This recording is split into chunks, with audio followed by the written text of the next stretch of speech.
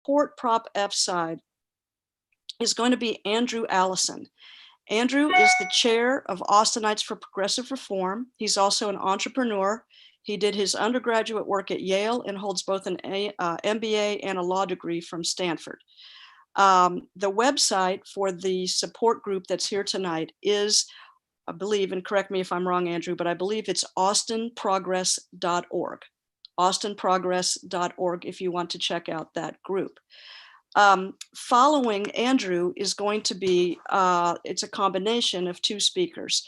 One speaker is Jeremy Hendricks. He's the director of LIUNA, that's the Laborers International Union of North America. He's an expert on labor issues and labor organizing. He's done his master's work at the University of Central Oklahoma and undergraduate and also master's work at Northeastern State University.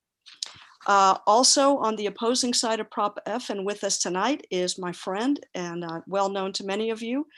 She's our councilwoman from District 5, Ann Kitchen. Ann is not only a city council member, she's a former Texas state representative, a national healthcare expert. She holds both a BA and a JD from the University of Texas. So a very distinguished lineup for you tonight. And without further ado, we're going to have 10 totally uninterrupted minutes from Andrew. Go ahead, Andrew. Robin, thanks very much. And thank you for putting together such an excellent panel and conversation and structured conversation this evening. Thanks to the ZNA for holding this discussion and for all of you, for your time. Our campaign is a democracy reform campaign. Its goal is to make Austin the most pro-democracy city in the country. We have a series of charter amendments, and each one would help make our local government more representative, more responsive, more diverse, and more accountable to the people that it serves. We got started last year for two reasons. One is we all know that Austin is facing a number of simultaneous challenges right now. These are big challenges. And we believe that we're only going to be able to address those challenges comprehensively and equitably if we have democratic structures where everybody's voice is heard, everybody is represented, everybody can participate. And the other reason we got started is that we believe we're in a new era of voter suppression in this country, with more barriers to the right to vote going up all the time. But we believe that cities can do something about that. If we do everything in our power to increase turnout, increase representation, then we can also shift the electoral landscape across the state and maybe across the country, especially if other cities across Texas follow our lead. And we hope to be a leader in democracy reform here in Austin again. There are 5 propositions on the ballot, and we're going to spend our time this evening talking about Prop F, but let me just cover briefly the other 4 that we brought. They all have a few things in common. They're all proven, tested, they've been used in other cities. There's analysis and data to show why they would be a good idea to bring here to Austin. Proposition D would move our mayor's elections from midterm to presidential years, where our turnout is much higher, as much as 20 points higher on average over the last 15 years. It's more diverse and representative of all of Austin. More than 100,000 Austinites vote in presidential elections and not in midterms. And we believe that our highest elected official should be chosen by our city's largest and most representative electorate. Prop E is about ranked choice voting. It would replace our runoff elections, which are low turnout. They are expensive to Austin taxpayers, and we can replace them with ranked choice voting so that the November electorate can decide elections and we can save money at the same time. Proposition G would add another single member council district to Austin to account for our population growth.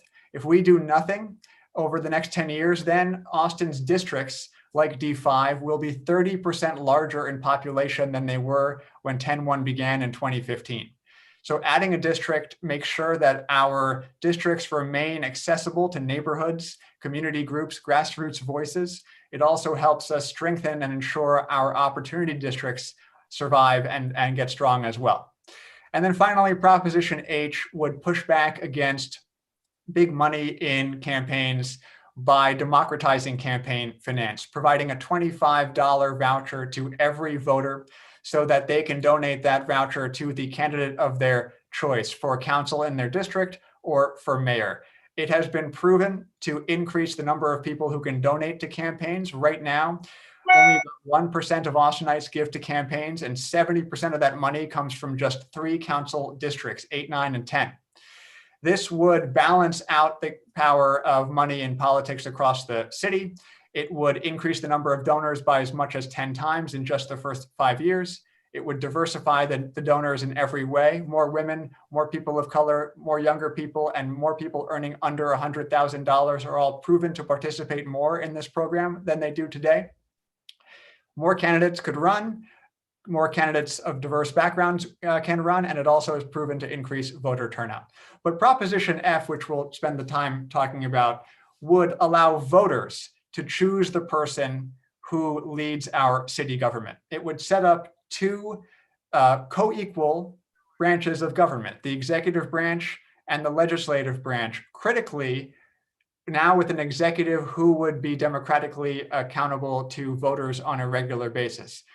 We have a system that is rare among big cities, in which the city manager, who is unelected and never has to face the voters, makes so many decisions for the city about policies, day-to-day decisions, who we are, our values. And we believe that voters should have a say in that choice. It's such a critical choice. The plan comes with, as I said, co-equal branches of government that have checks and balances with each other, the same kinds of checks and balances that we're familiar with from civics class back in school, from our experience with state and federal government as well. And the key difference is voters would have the power to finally choose our executive. Together, these reforms would make us the most pro-democracy city in the country. And I'm very proud that they're supported by 100 local leaders from across the city. People like Nelson Linder, the president of our local NAACP chapter. People like Robbie Osley, whose name is on the Planned Parenthood Center in South Austin. People like Martha Kotera, a longtime activist here in Austin. People like Jemu Green and Ali Katau, and many, many others. Their names are available on our website, again, austinprogress.org. And with the few minutes that I have left, I would just like to proactively address, I think, a few of the criticisms about Prop F that we're likely to hear about today. One may be about the process that led us to this point. And I would just like to point out that the process we followed, which was to bring a citizens petition, is the same process that was used to bring 10-1. It's the same process that was used to bring our common sense campaign contribution limits that we have here in Austin, 2 of the most important democratic reforms of the last couple of decades. Also, our independent redistricting commission, also brought by petition.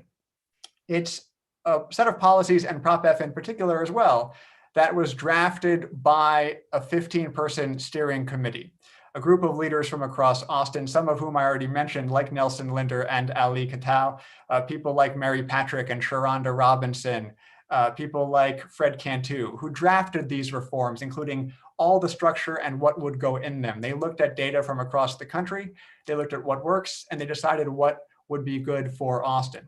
But they didn't stop there. We also had a community engagement process of 17 meetings over the course of a month, run by 2 women-owned communications firms to make sure that we did this professionally and that we had an accessible process that was robust. Sharonda Robinson and Bobby Garza Hernandez helped to run that process for us.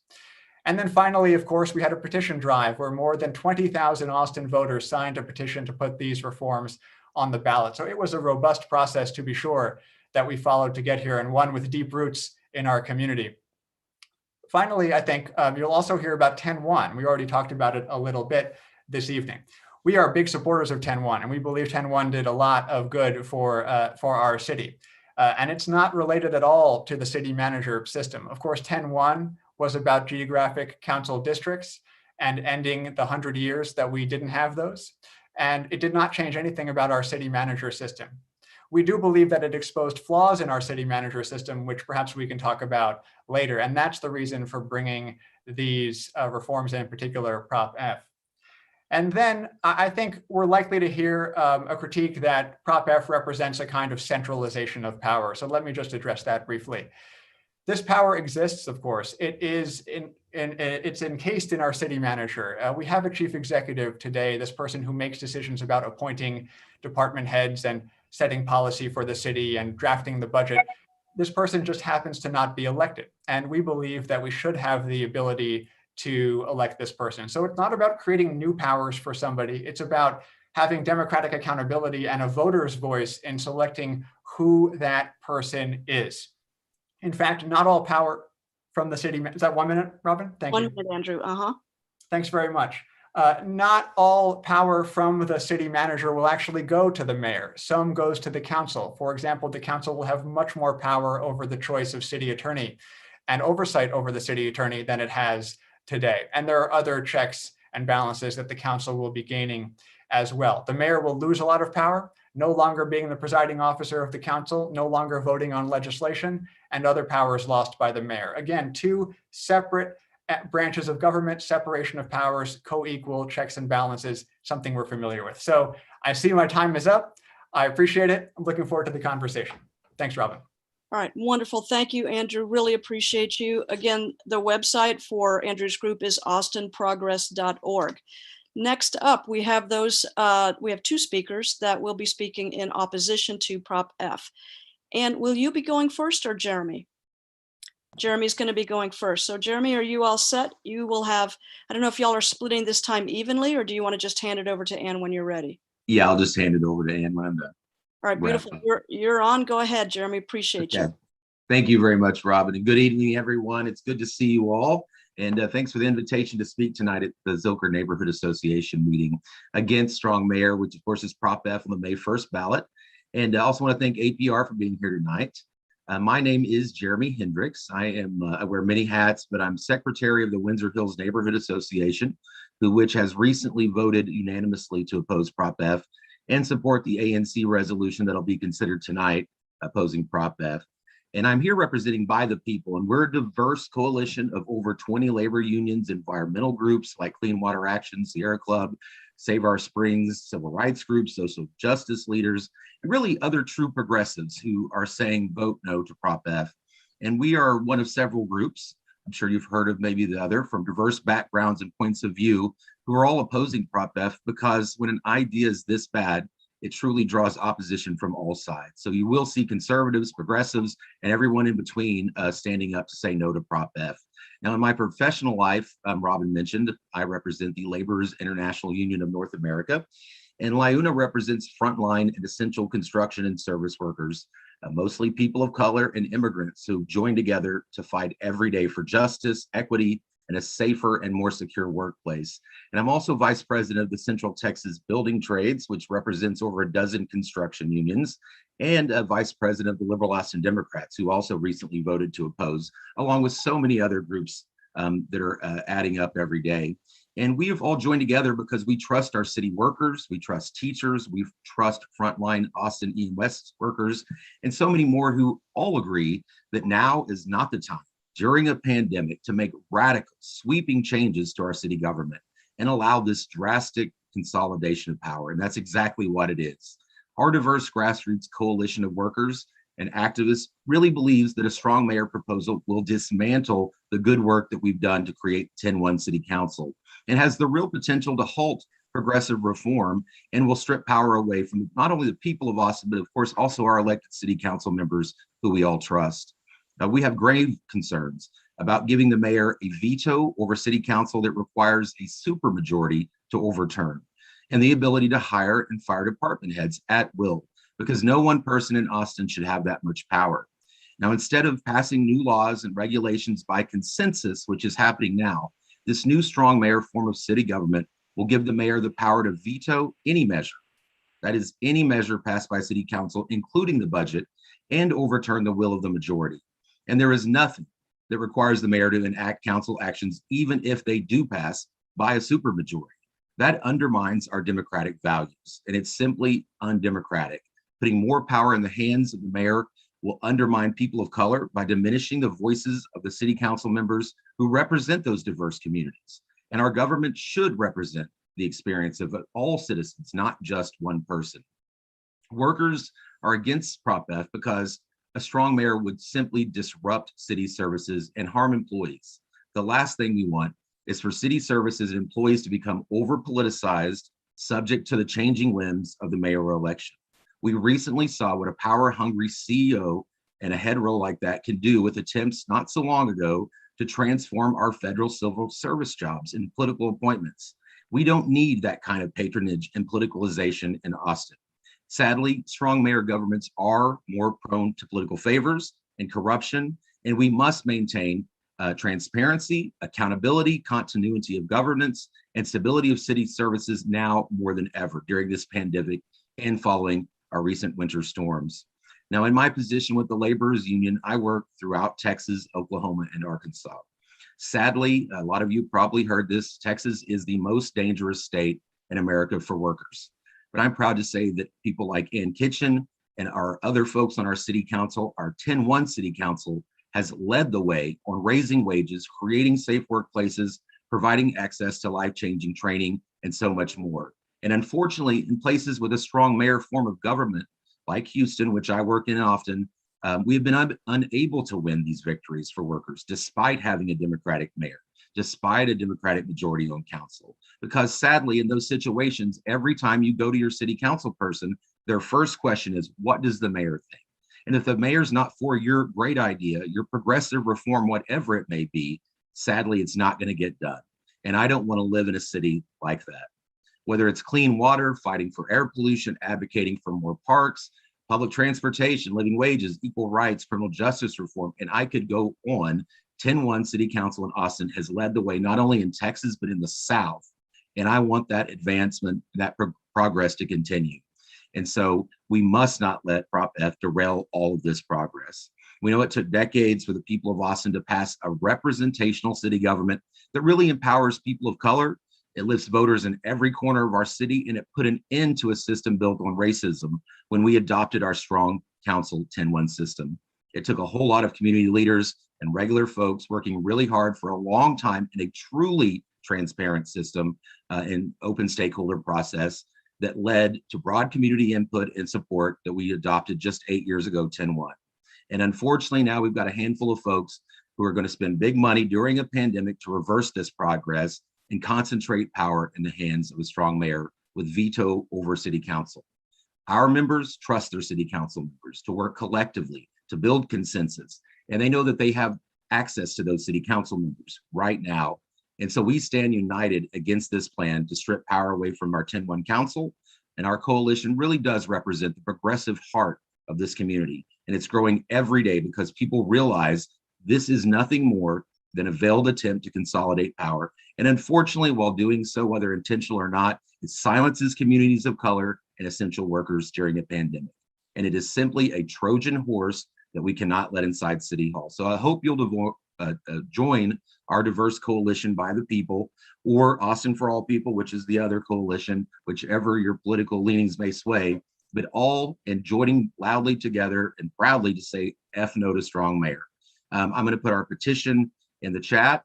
I hope that ZNA will join us tonight in opposing Prop F. I hope ANC will vote tonight to pass the resolution. And I'm also, of course, very glad to be joined tonight by Austin Councilmember Ann Kitchen, who I'm sure has far better comments than myself, but I'm going to hand it over to her to wrap up our time. Thank you for being here, Ann. Great job, Jeremy. Ann, you have about 3 minutes left. Go ahead.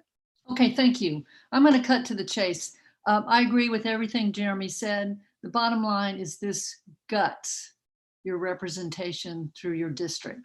It guts 10-1. A veto that requires 8 or 9 council members to override what the mayor wants, guts representation. The other thing is you don't have accountability, because you would have to hold the mayor accountable every 4 years in a citywide election that's very expensive. That also guts representation. And then the last thing that is really important to remember, with this politicizes the management of a huge enterprise. We have over 13,000 employees, 40 departments, over $4 billion. The city manager does not control the budget now. He simply proposes it. Council controls it. This would allow the mayor to veto the budget and would politicize. They would politicize the operations. So you're talking about, we need professional management for that. And our city manager is accountable right now to all of us on council. So I could go, there's a lot more that I could say about this, but the thing that I really want you all to know is the kind of work that we do as your representative. We know it's not perfect and it's slow sometimes and we don't always get the results that we want, but you at least have a voice. I try to listen, the rest of us listen. You have a route to participate. With this strong mayor, with this kind of veto power, you are concentrating it in the mayor. You would be concentrating in the mayor's office, and you would lose your voice on everything. And I can't say it more strongly than that. Wonderful. Almost exactly right on time too, Ann. Thank you so much. All right, we've had 10 minutes from each side of really excellent comments. What we'd like to do now is, if you have a question, and the question should really not be gotcha questions. If we can avoid that, we will.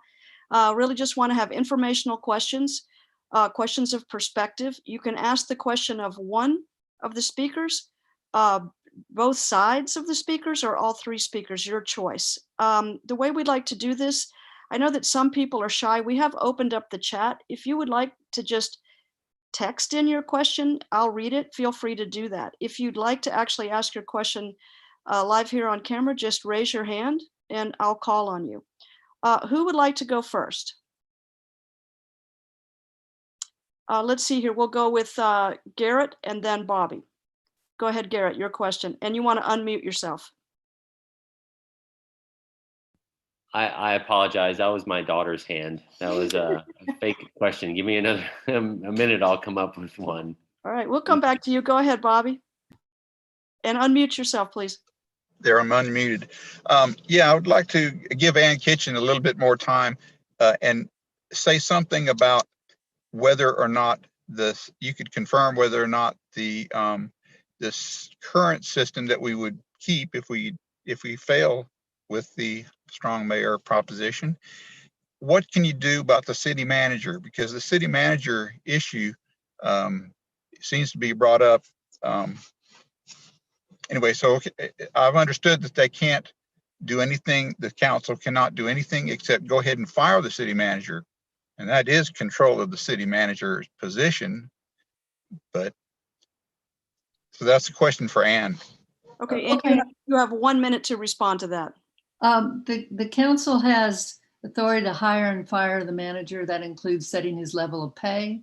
That includes setting any kind of penalties that we might want to set. Just like anybody that, if any of you are in a position to hire and fire. So it is the council's responsibility to hold him accountable. He does not make policy decisions.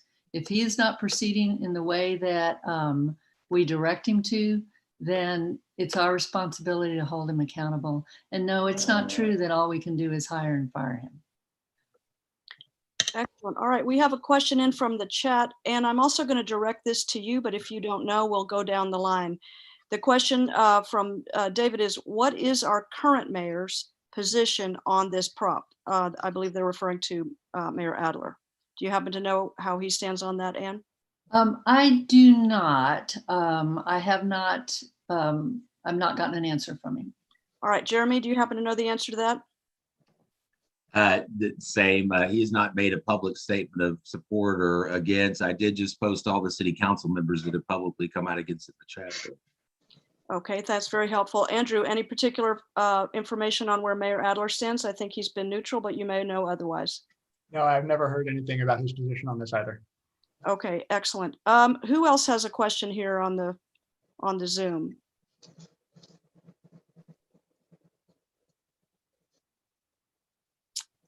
Questions?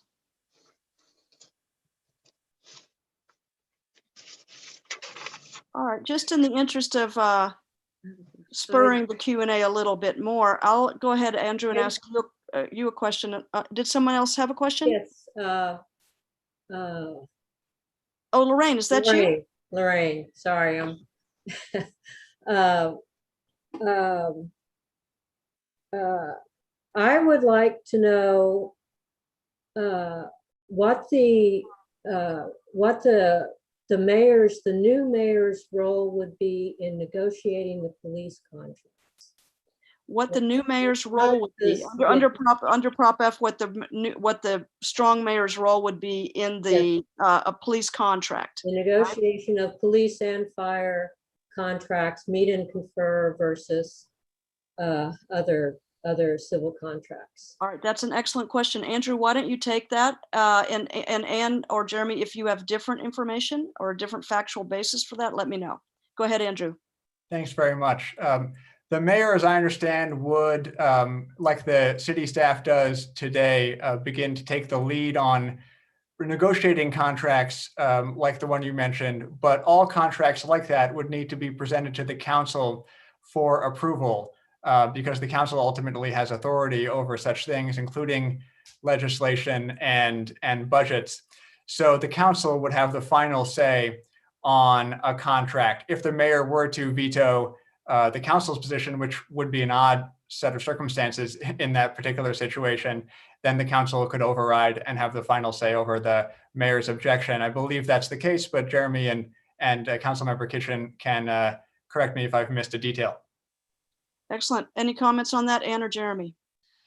Yeah, no, this is how it would work. You know, the police union contract and any of the union contracts come to the council now, and that would continue, but would be subject to the veto by the mayor that I mentioned before.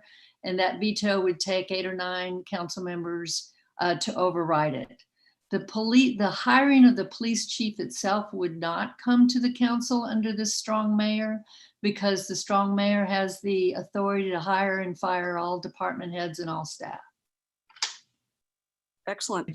Can I just add to that before you turn it over to Andrew? I think the question gets to the heart of a lot of why people originally supported APR's proposal or initiative petition, because we saw problems, whether you care about issues with the police, whether you care about issues with code changes, whether you care about any other issue in this town, and you thought the city manager wasn't doing it correctly. They present this as the answer to that issue, or the problem to that solution to that problem.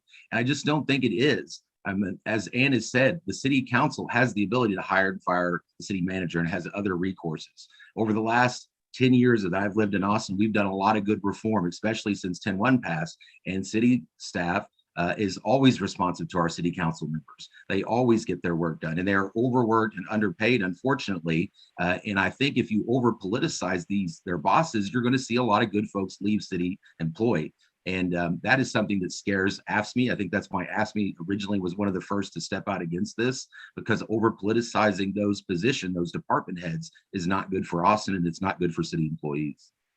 Excellent. Andrew, a few comments on that, or are we complete here? Just a quick clarification.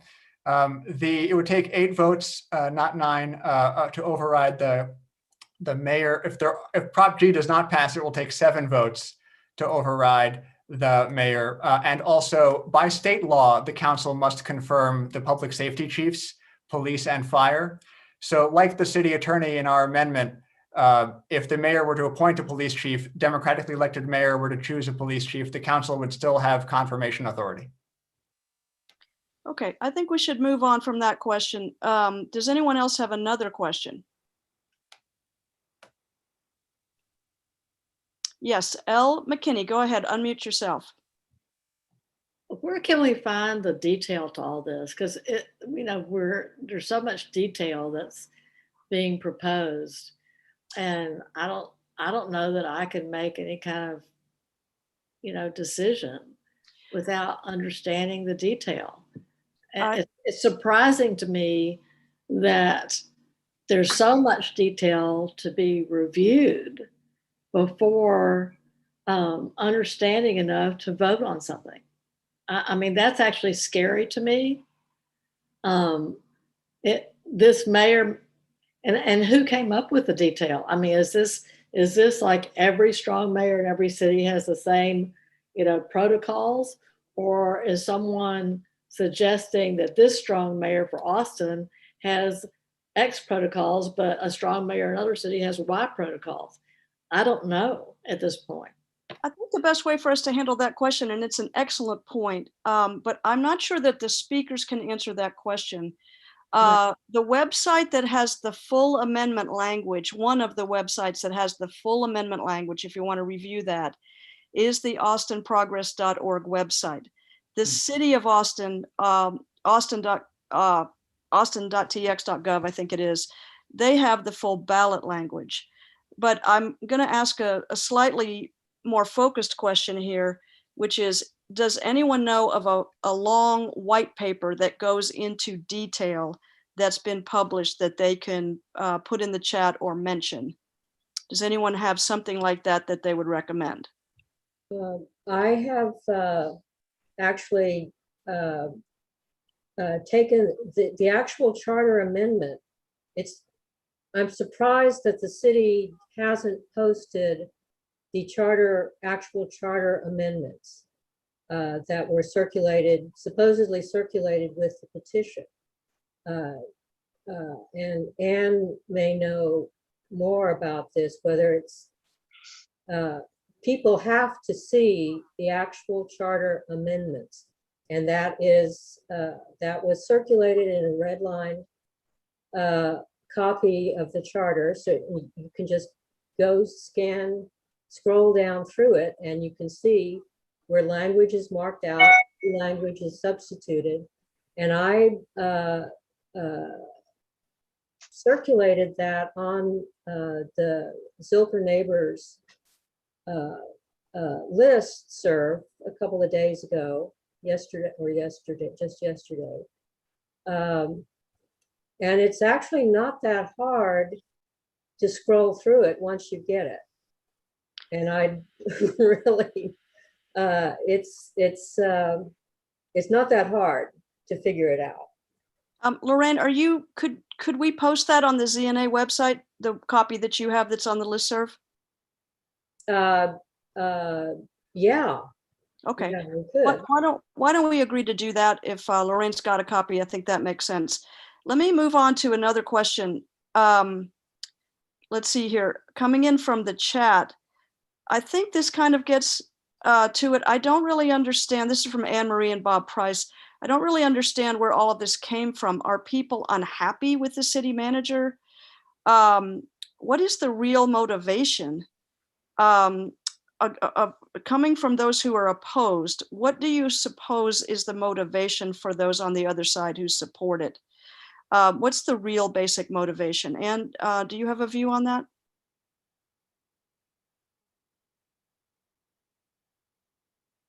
You want to unmute yourself. There you go. I don't know that I could ascribe motives, but I would say that the stated purpose of it is just doesn't reflect reality in terms of how the city actually operates. And so I think that one of my concerns has been, and again, I don't want to ascribe motives because I believe that everyone is acting in good faith. But it, to say, to talk in terms of this improving democracy when you have to really look at the facts in terms of where the power lies, and to say that this improves democracy by having a mayor have this level of power just forgets a whole lot of the process. And it doesn't, it shows a lack of recognition, at least, of how the city actually operates and how your district reps operate with city staff, and how the city manager actually really operates. And I don't know if that answers the question, but. I think it does. And I actually think it's a difficult question to ascribe motive. I think you're on point there. Let me ask Andrew a question here that came in from Greg Underink. I'm probably not saying that right. If the point of these props is to increase voter participation, why is this being done in an off-year election when participation will be very low? I'm sure you've had that question before. What is your answer? Thank you, Greg, and thank you, Rob. And yes, it is frustrating and disappointing, frankly, that we have to have this election in a May election where the turnout is going to be much lower. We originally wanted to have this election in November of last year. And we couldn't by law. There is a state law that says that city charters cannot be amended more than once every 2 years, and specifically 730 days. And I mention the days because we amended our charter last on November 6th, 2018. And the presidential election last November was November 3rd. So 727 days separated those two elections. And so nobody could bring a charter amendment in Austin on that election. The first available election was May 1st. I see I'm out of time, Robin. That's half the answer, but I will put something in the chat. Okay, that sounds good. Thank you. All right, who else has another question? I have one if nobody else is in line. Go ahead, Bill. Yeah, this is, I guess I have one version for Andrew and one for Ann, and it's sort of a follow-up on that previous one. Setting aside motive. For Andrew, the question is, are there 1, 2, or 3, incidents or activities of the city manager that really did inspire you to bring this reform that you can point to where the city manager was just not accountable? And then for Ann, I think Councilmember Kitchen, you're well aware of the frustration that a lot of us who've been up close and personal with City Hall business for a long time are tremendously frustrated and therefore sympathetic to this movement by staff being really unresponsive, dishonest, presenting misinformation, extremely biased information over and over again, and not being called on it by council. The council sits there and lets this kind of a political agenda come to you rather than providing the council with honest information, thorough information, and letting the council make its decisions based on that. So if this gets voted down, are you going to do something to address what I think is the actual problem that inspired this move towards the strong mayor? Okay, so Bill, quite a handful for the questioning, and as would be expected from our ZNA chair and the SOS chief counsel.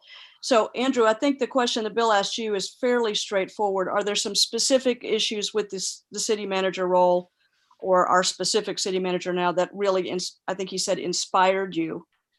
And while you gather your thoughts on that, and a lot of that question is not about Prop F, and it's about your role as a councilwoman. If you feel that you'd rather take that up separately, we would understand that, but I am going to give you a chance to answer the question as you see fit. So go ahead, Andrew. Thank you. Thank you for the question, Bill, very much. There are a number of things that motivated this, and I'll point to not actions that were taken, but actions that were not taken. For example, in the last 6 years or so, the council has several times, our 10-1 council, come together and pass unanimously several resolutions that ultimately were not implemented or not implemented quickly or otherwise thwarted by the implementing authority, the executive, the executive branch. And what we saw is things around, for example, Spirit of East Austin being chronically underinvested in after the council came together to advocate for that initiative. We saw a much needed audit into how we handle claims and investigations of sexual assault, voted 11-0. And it took 9 months to get movement, and it was announced it would take years to get the audit done. We saw $30 million of homelessness funding passed by our council not used in the last year. We saw marijuana decriminalization where the next day it was announced it would not be enforced. It took 6 months to move that forward. So we see our 10-1 council making such great progress. We believe we should have an executive who's also elected by us, ideologically similar to our council, and accountable to move these things forward. All right. Thank you for answering that, Andrew. And I think maybe another way to come at Bill's question is, if we don't do this, how are there other ways that you think would be better to get a more responsive government? Everything we're talking about here is about the city being more responsive to its constituents. And we have had a lot of, angst about that, whether it's Code Next or the homeless situation. There's a lot of frustration out there. If not this, is there something in the 1 minute that you have that would work to make the government that we have with the city more responsive to what's going on? Yes, but first let me say that this will not fix any of the situations that Andrew cited. In fact, it will make them worse, because unless you have a mayor that agrees with you exactly on what you want done, it won't happen, and you will not have any recourse. And I might add that, the current mayor is part of the council for every single one of the circumstances that Andrew cited. I would also point out that there's a lot of inaccuracies in what Andrew just said in terms of the actions that were taken. But without getting into all of that, I hear the frustration that everyone has. I share those frustrations. I have some, I've worked with many of you on issues that have taken a while to resolve, and we've been able to resolve them. There are other issues we're in the middle of resolving.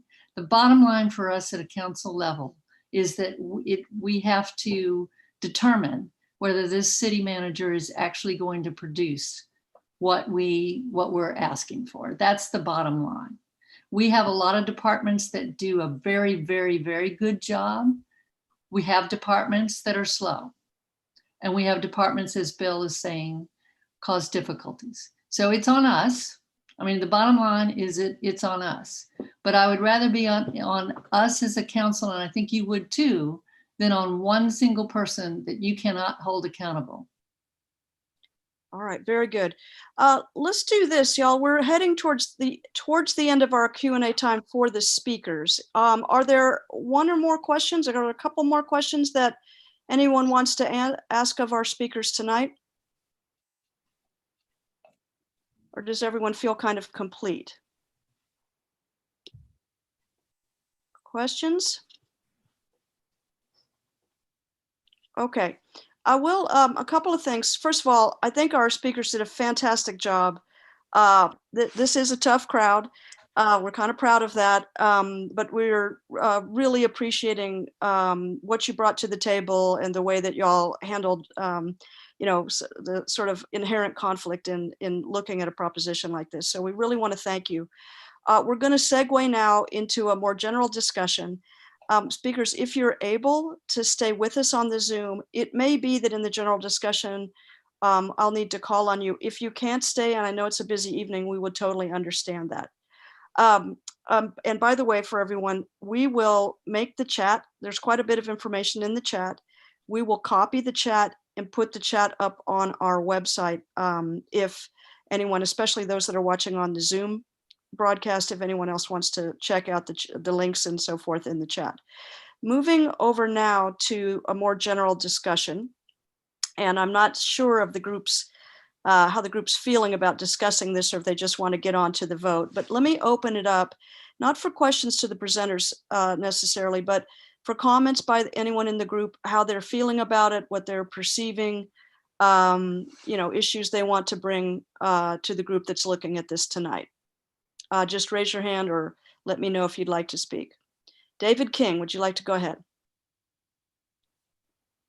Yes, thank you. And thank you all for organizing this and providing this process and this Zoom meeting for us to learn more about this and to provide feedback and address some of our questions or concerns about this. And I just wanted to briefly just comment on the point about holding our elected officials accountable, whether it's a strong mayor or mayor, a council manager governance that we have today.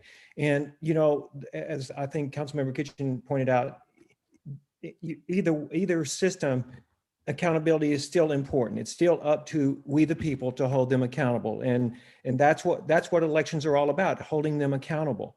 And that's the way I believe we can hold them accountable. If I'm not happy with Councilmember Kitchen because she didn't follow up on an initiative the council directed the city manager to do, then I'm going to say, well, I don't want to vote for you next time around if that's a big enough issue for me.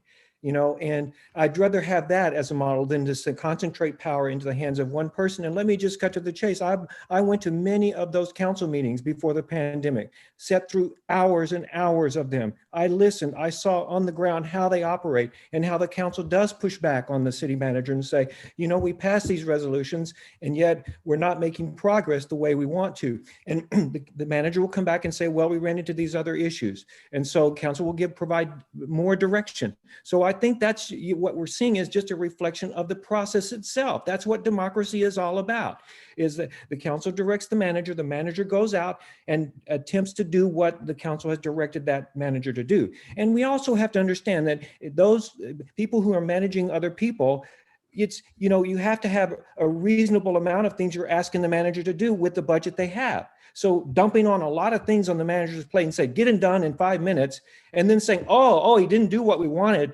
You know, that's to me, that's just an unfair perspective on, and you know, an unfair perspective on what the process should be. It's a give and take. And I've seen council hold the city manager, and I saw them put pressure on our previous city manager who wasn't doing things fast enough for them. And they will pass other resolutions to help get these things out of the manager's way or provide more budget. A lot of the issues that were discussed about those issues that weren't addressed by the city manager had to do with budget and money. It all comes back, most of it comes back to that. So, and you know how hard it is to get funding for what we're trying to do in our city. So I just have to say, I don't see the justification to say, well, we're not holding our city manager accountable, so let's change our form of government and put more of the power into the hands of one person. And I'll just end by saying my concern about that is, I don't care whether you're talking about our previous mayor or the current mayor.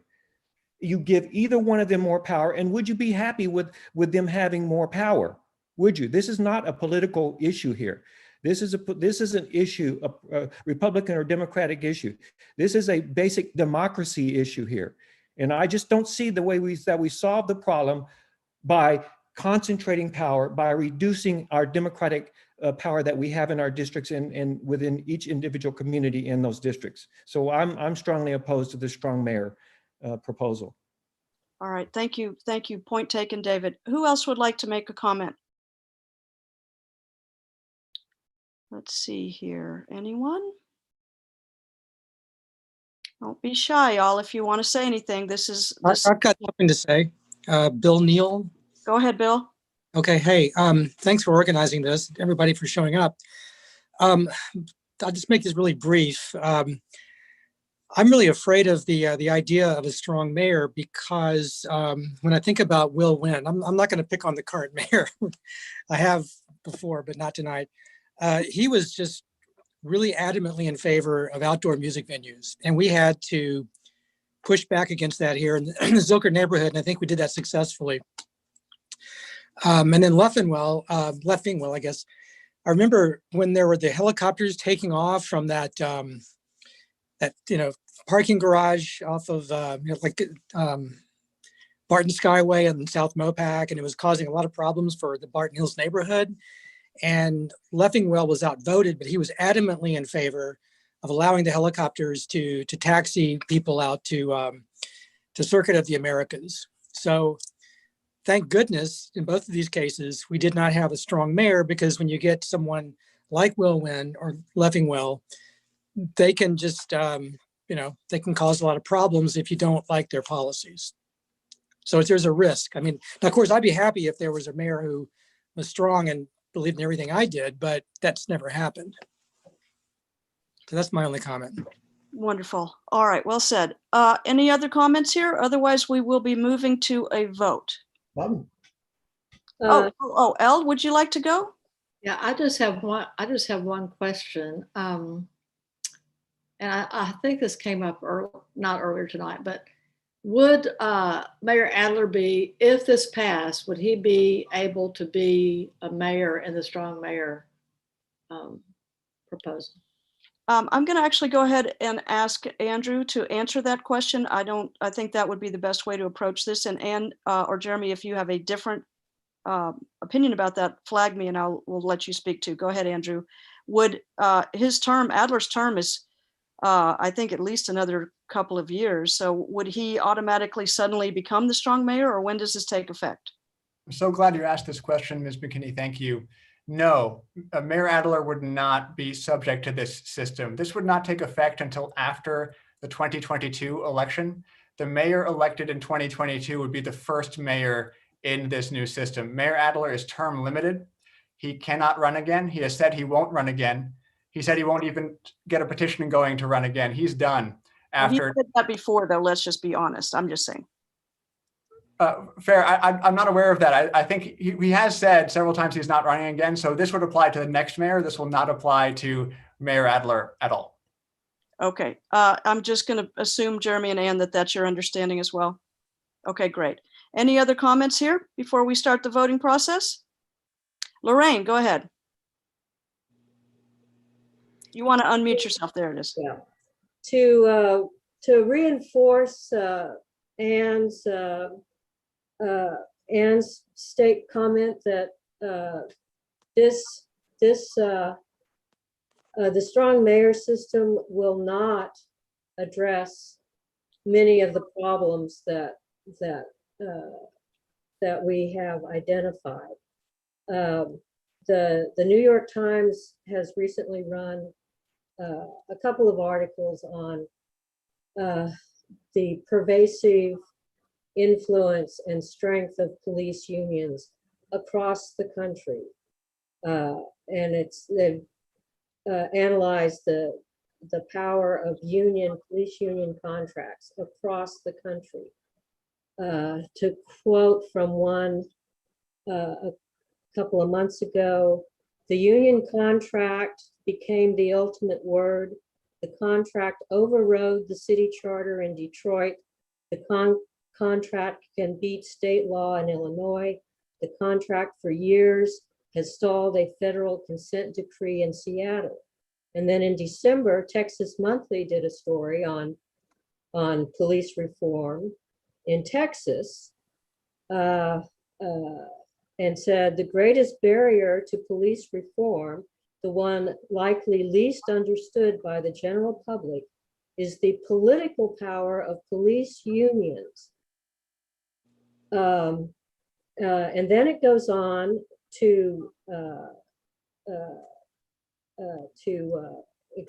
describe Proposition B, a Houston reform in 2018 that strong Mayor Turner in Houston supported, but when it passed with nearly 60% of the vote, the Houston Police Union joined the city of Houston in successfully suing to overturn it for violating state law and collective bargaining.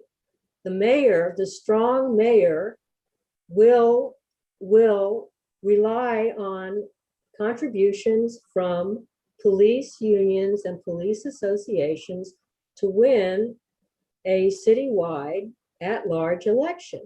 You can't expect the mayor to oversee the negotiation of union contracts with his most important political contributors. It's not going to work. It's not going to have the intended effect. Excellent. All right. Thank you for your comment. Okay. I believe it's going to take us a minute, and I'll explain why in a second, to do our voting. So this is going to be my last call. Are there any other comments anyone else feels like they want to make tonight before we move to the voting part? Okay. I think it's time. Let me explain a couple of things about our vote tonight.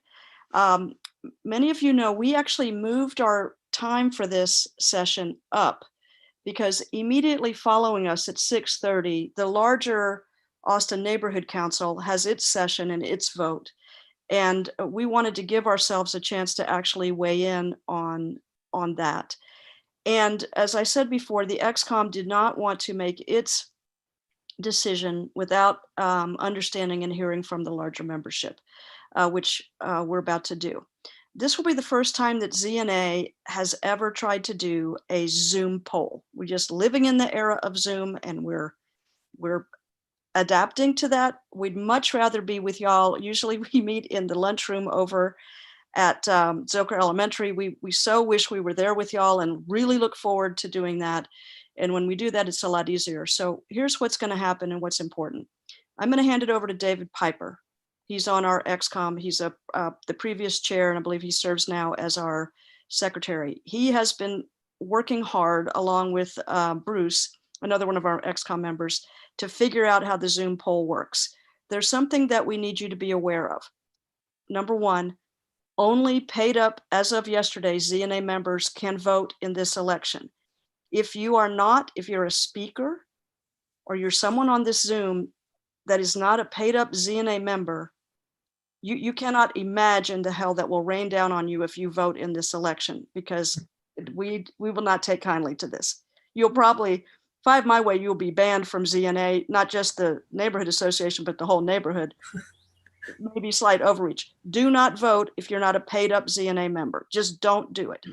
Secondly, and we have several of you on this call, if you're on this Zoom and you're a ZNA member and your spouse is, or roommate or child is also a ZNA member, we want to get their vote too. Unfortunately, the Zoom poll only lets one person per computer vote for obvious reasons. So what we want you to do is, if you're that second person, the spouse or roommate, whoever, we want you to vote your vote on the text in the chat. So you go to the chat, and if you want to be public, you can send your vote to everyone. If you want to be private, which is your right, you want to scroll down and send your vote to David Piper. Okay?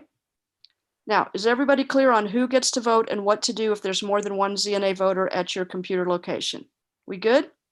Okay, take it away, David Piper. Before we go, I do want to say, speakers, Jeremy, Andrew, and Ann, I can't express how much we appreciate you. Your comments were right on point, very cogent, very respectful. You're doing incredibly hard work and incredibly good work, and we just totally and utterly appreciate you. And if you want to stick around, and we'll all give you a round of quiet Zoom applause. Wish we could hug you up. But if you want to stick around and wait for the vote results, you're absolutely welcome to. All right, David Piper, are you ready to conduct the vote now? Sure. So if this all goes right, I'm going to launch this poll. You'll all see it. Your choices will come up. It's just completely self-evident, or evident, I guess. Just do your votes. I think it'll tabulate increment on screen, and we'll get those in. And like Robin said, if there are other people sharing the screen that can't vote here, send the chat, however you, private or to me, or to me, private or otherwise, private or for everyone to see, whatever. And I have to do a little manipulation here also to, as far as a host and co-host can't vote. So I got to change that around a little bit to get those votes counted. So it'll be a little bit. So I'm going to launch this poll here. Hopefully it will launch. And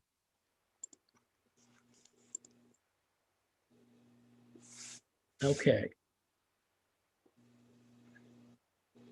Can you guys see that? And if you can, looks like I'm seeing it's already incrementing. So just go ahead and fill that out. Let's do that. Let's see how it goes here. Okay, if you're having any trouble, looks like people are not having any problem with this magical Zoom poll. If you are having a problem, let me know and we will fix it.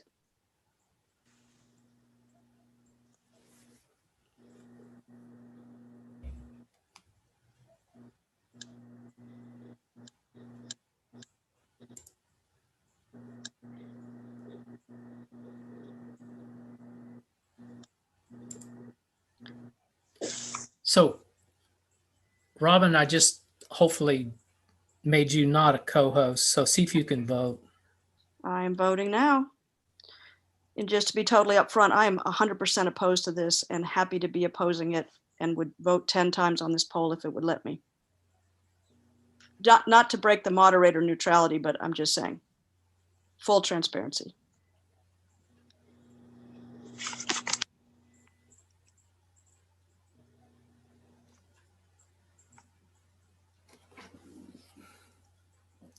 And I'm getting some chats here also that I'll have to tabulate. Okay, remember, we do have a few votes that don't show up in the poll, so the poll tabulations are going to be a little different than what y'all might have seen on your screen. It looks pretty one-sided actually, so I don't think we're going to have a squeaker here. Dave, Yeah, I can't, I'm not getting the chat to work. So can you count me as opposed? all right.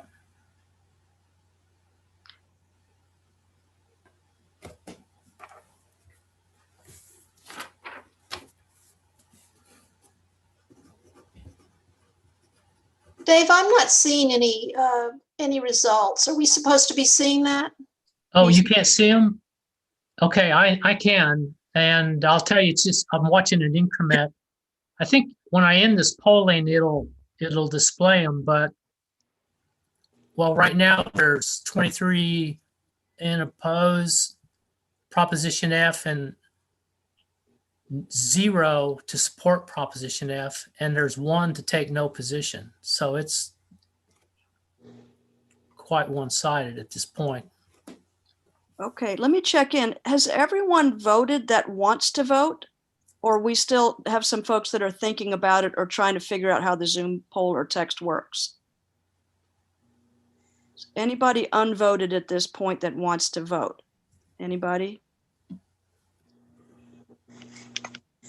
All right, David, I think we have that I know of, I think we've got all the votes we are going to get. Okay, I'm going to end the poll then, and then count these others in. Okay, take your time. We're not in a rush. We're in good shape for time. Yeah, okay. We're doing well. Give me a second here. Absolutely. The only issue I have with the Zoom software, I really feel like in addition to a mute button, it should have some cool Austin music that you can press, just press a button and instant wonderful music happens. I don't know why they haven't done that. Seems like an obvious feature.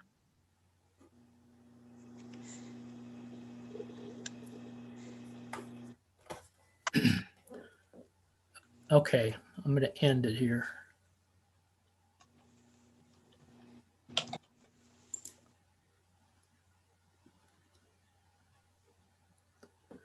I have a button that says share results. Click. Can you guys see that? Yes. Okay. Yeah. Okay, in addition, there are 1, 2, 3, 4 more votes to oppose and 1 more vote to take no position. So what's the total on oppose? 23, 24, 25, 26, 27. And it's still 0 to support? Yeah. And it's 2 for the no's? Yes. Okay. Y'all, Let me make sure make sure this worked. Wasn't anybody that voted to support it? Is that right? okay. Okay. That's it. All right. Well, let me just check in with everybody. We've now conducted the vote. It's pretty clear how this group feels. Are there any questions or comments about this? Go ahead, David King. Could y'all put the final results in the chat so we can see the numbers there? I can do that right now, no problem. Thank you. Are there other comments?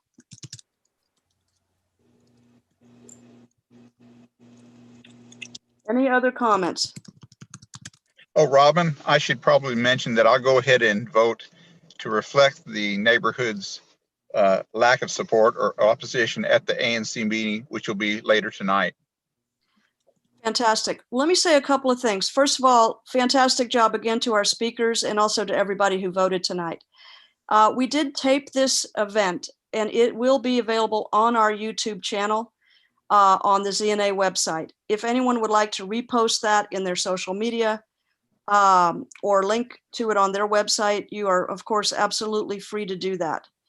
As I said, we will put the links in the chat. We won't put any personal, how anyone voted or any personal notes in there, but the links and other factual information that are in the chat, we will also put on our website because they're not visible on the YouTube channel, unfortunately. I want to say thanks again to our ZNA Neighborhood Association Chair, Bill Bunch, to Officer David Piper, to Bruce, to the rest of the XCOM, to Lorraine, who put out the emails to everyone.